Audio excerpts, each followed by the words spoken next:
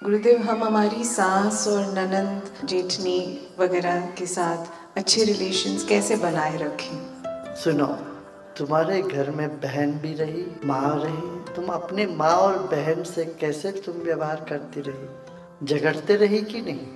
मुझे तो ऐसा नहीं लगता एक भी महिला ऐसे हो जो अपनी बहन से नहीं लड़ी हो या अपने माँ से नहीं लड़ी हो, अपने माँ से गाली नहीं खाया हो। ऐसी कोई बेटी नहीं है।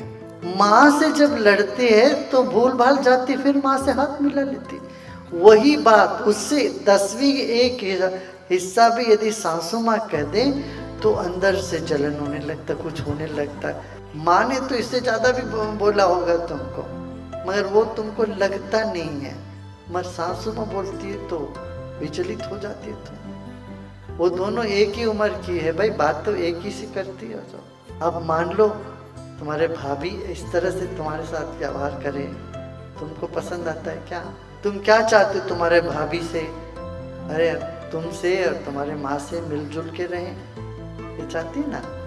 इसी तरह से तुम वहाँ मिलजुल के रहो। वो जो कुछ भी बोले उसको किस कान से, पहली बात है कान के अंदर जाने ही नहीं दो।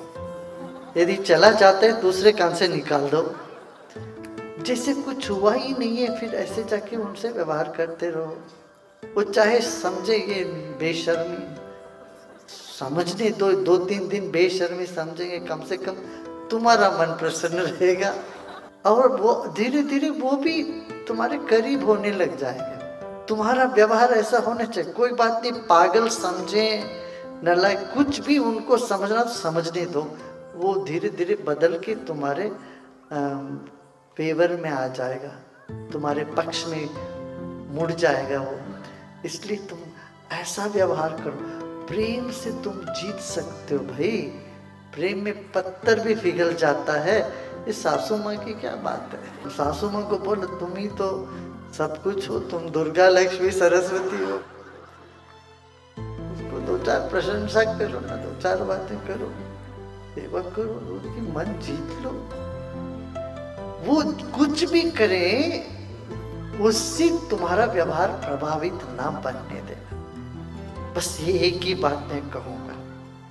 वो कुछ भी बोले तुम्हारे बारे में, वो कुछ भी व्यवहार करें, मान लो वो कुछ शॉपिंग करके ले आते, खुद अपने ही सब उसको रखते, तुमको पूछते भी नहीं है, खाना भी नहीं पूछते, कुछ भी करें वो, उससे तुम्हारा कोई मतलब नहीं। तुम्हारा व्यवहार तुम ऐसा करो जैसे ताज़ा व्यवहार ये बच्चों के साथ करते ना। ये बच्चे कभी मुड़ जाते हैं, कभी कुछ होते हैं, मूडी हो जाते हैं, कभी उद्दंडता करते हैं, कभी विद्रोह करते हैं। तो माँ कैसे व्यवहार करती है बच्चों के साथ? अरे बच्चे कुछ विद्रोह करते हैं तो 1 हफ्ते बाद माँ क्या करती है, उसको पूछती है, अरे तुमने ऐसा क्यों किया, ऐसा क्यों किया? नोचती है क्या? पूछती ही नहीं है उस बारे में। आज मुस्कुरा रहा बच्चा, ठीक है चलो, ऐसे चलती है जैसे कुछ हुआ ही नहीं है। बच्चे कभी तुम्हारे साथ गलत व्यवहार करते कि नहीं? उद्दंडता करते, गाली गलौज करते, तुम रखती हो उसको मन में? ऐसे ही मनोभावना रखो। मुश्किल लग रहा है क्या ये काम? हाँ नहीं भाई, उनको जो करना करने दो। याद रखना कुछ दिन में तुम भी ऐसे बनोगे, सासू माँ तुम भी बनोगे, तू भी ऐसे ही रह सकती है